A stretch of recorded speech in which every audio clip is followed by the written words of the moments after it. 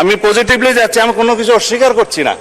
জনরায়কে সম্মান দিতে হবে, কিন্তু সেটা সাংবিধানিকভাবে দিতে হবে, আইনগতভাবে দিতে হবে।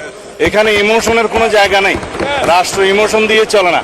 আমি আমাদের এখানে যে আলোচনা হয়েছে, আমাদের মাননীয় স্বরাষ্ট্রমন্ত্রী যেটি বলেছেন, জুলাই আবেগ নয়, আবেগ দিয়ে রাষ্ট্র চলে না। এই প্রসঙ্গে বলতে চাই মাননীয় স্পিকার, জুলাই আবেগ নয় কথা সত্যি, কিন্তু জুলাই আবেগ, জুলাই একই সাথে বাস্তবতা।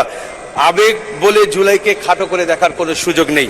মাননীয় স্পিকার, 50 ঘন্টার আলোচনার যে বিষয়টি এখানে উপস্থাপন করা হয়েছে, সেখানে সকল সংসদ সদস্যরা যাতে নির্বিঘ্নে আলোচনা করতে পারে, সেজন্য 50 ঘন্টার আলোচনার কথা মাননীয় বিরোধী নেতা উত্থাপন করেছিলেন, কিন্তু এটিকেও খাটো করে দেখা হয়েছে।